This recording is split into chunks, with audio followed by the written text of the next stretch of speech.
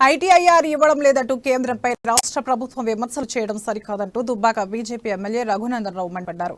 తెలంగాణ ప్రభుత్వం తన వంతుగా చేయాల్సిన పనులను చేయకుండా పదే పదే కేంద్రంపై ఆరోపణలు విమర్శలు చేయడం పద్ధతి కాదని సూచించారు.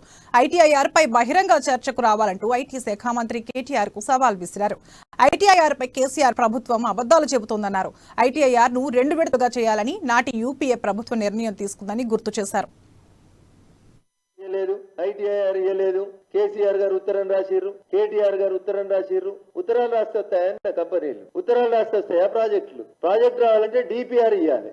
ఏడ రోడ్డు తీసుకుంటున్నావు, ఏడ భూమి తీసుకుంటున్నావు, అసలు నీ డీటెయిల్డ్ ప్రాజెక్ట్ రిపోర్ట్ ఇస్తే ముందుకేమైనా పనులు పోతాయి. కానీ దీన్ని ఎంతసేపు ఏం చేయాలో అది చేయకుండా ప్రజలకు మాత్రం మాకు మైక్ ఉంది, మేము మందబలం ఉన్నాం, మేము ఏం చెప్పినా తెలంగాణ సమాజం నమ్ముతుంది కాబట్టి భారత ప్రభుత్వం మీద సవతి తల్లి ప్రేమ చూపిస్తుంది, ఐటీఐఆర్ ఇస్తలేదు, తెలంగాణకు 1,90,000 కోట్ల అన్యాయం జరుగుతుంది. దయచేసి ఈ ఊకదంపుడు ఉపన్యాసాలు మానేసి కేటీఆర్ గారు నిజంగా మీరు అడిగిన దానికంటే ఎక్కువ ఐటీ అభివృద్ధి కోసం, ఎలక్ట్రానిక్ మ్యానుఫ్యాక్చరింగ్ కంపెనీస్ అభివృద్ధి కోసం భారత ప్రభుత్వం కట్టుబడి ఉంది. ఇన్ఫ్రాస్ట్రక్చర్ డెవలప్మెంట్ కోసం, రైల్వేల డబులింగ్ కోసం, రైల్వేల ఎలక్ట్రిఫికేషన్ కోసం, నేషనల్ హైవేల డెవలప్మెంట్ కోసం డబ్బులు ఇప్పటికే భారత ప్రభుత్వం ఐటీఐఆర్ ఫస్ట్ ఫేజ్ లో ప్రపోజ్ చేసిన దానికంటే ఎక్కువ వేరు రూపాల్లో మీ ప్రభుత్వానికి ఇప్పటికే ఇచ్చింది. మరి చర్చకు రావడానికి నామోషి అనుకుంటే ఒక శ్వేత పత్రాన్ని తెలంగాణ సమాజం ముందు ఉంచాలని, భారత ప్రభుత్వాన్ని బదనాం చేసే కార్యక్రమాన్ని మానుకోవాలని గౌరవ ఐటీ మంత్రి కేటీఆర్ గారికి నేను ఈ సందర్భంగా